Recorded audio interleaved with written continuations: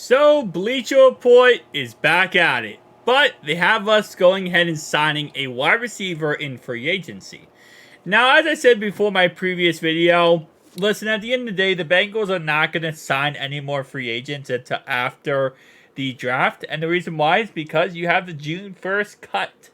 June 1st, you have a lot of teams that will be cutting veteran players and some non-veteran players, and there's no reason to sign anyone until that point. Because why sign players now, spend all your money, put all your eggs in the same basket, when you can wait till after June 1st and get, a whole new list of players to sign, right? So, and then once those new guys come out, while these old guys, like DJ Chark, who's been in free agency forever now, are going to be even cheaper because they're going to want to sign with anyone because there's going to be a bunch of new receivers on the market. So with that being said, they think we should sign DJ Chark. Now, listen, right? No problem with DJ Chark, but if we're going to sign a receiver, I'd rather just bring back Tyler Boyd, in all honesty, at this point, because it seems like no team's interested in him. I don't say no team. There are teams that are seemingly somewhat interested, but no one wants to pull the trigger and just sign him. So, if that's the case, I mean, we're going to almost 28-year-old receiver. Will be 28 by the end of this year. Coming off two 500-yard seasons, and obviously 1,000 back in 2019. I'd rather just sign Tyler Boyd. That's kind of where I'm at right now. And again, like I said, DJ Chark could be a great receiver. And for the correct price tag, I never have a problem with it. If he wants to sign for league minimum, cool. He's not going to want to sign for league minimum, so that's going to be the problem. If he wants to sign for a low ball contract and just be a part of the team and potentially go win a Super Bowl, then yeah, I don't have a problem with doing it. DJ Chark is more of an outside receiver. He's not really a slot receiver, so that is something to take in consideration. But again, like I said, I'm also at the point of view where I don't think we need to sign a receiver to free agency. Like, we have our two outside receivers in Chase and T. Higgins. Yoshi's going to be the replacement / the future outside receiver for us. We have him on the roster already. For the slot, yeah, we don't have a direct replacement for Tyler Boyd, but we still have Trent Irwin, who's a slot receiver. We also have Chuck Sizzle, who we drafted to become the replacement for Tyler Boyd.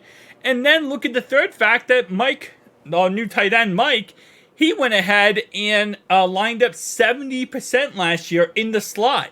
He's a tight end, but he's pretty much a slot wide receiver.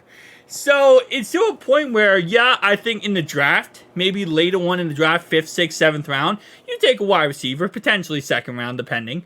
But other than that, I don't think you go out there and try to go out of your way to sign a receiver when you could literally just draft somebody. And you already have really good receivers on your team already. And I know you might think, well, what about the future? Well, DJ Chark's not going to be your future. If you sign DJ Chark or you sign another receiver that's not Tyler Boyd, you're probably giving him a 1-year contract for pretty much nothing. So I'd rather, instead of giving a guy a 1-year contract, he just takes up a roster spot, maybe draft a receiver in the 3rd or 4th round and, have him as an option, plus really rely on the fact that you have really good options in Chuck Sizzle and Yoshi. And then you have Trent Irwin. You also have Mike, who's a slot receiver. We're going to draft probably 2 tight ends in this upcoming NFL draft.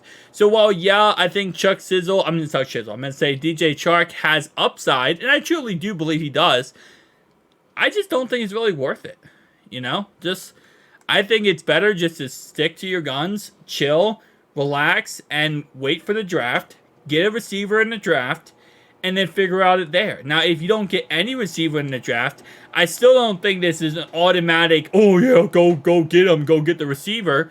But I think if you don't get a receiver in the draft, you can make the argument of, okay, well, we didn't get a receiver in the draft. Should we go pick up a wide receiver in free agency? Maybe so. But again, then you can look at the fact of undrafted free agents. You also have June 1st cuts, where you have a lot of options there. I mean, you do have a 90-man roster at the end of the day, but you want to utilize every single dollar in your cap space toward that 90-man roster in the smartest way possible, right? You don't want to just recklessly spend your money and say, oh, get this guy, this guy, this guy, because that's how teams fail. Is when you go all in on free agency and you start signing nonsense, right? You want to sign players, but you want to sign players in a smart and strategic way so that you're not getting just, the scraps. You're actually getting some actual talent. And again, like I said, I think with what we're doing right now, you're going to set your money aside you have for after June 1st for number one, extra offensive linemen that get cut.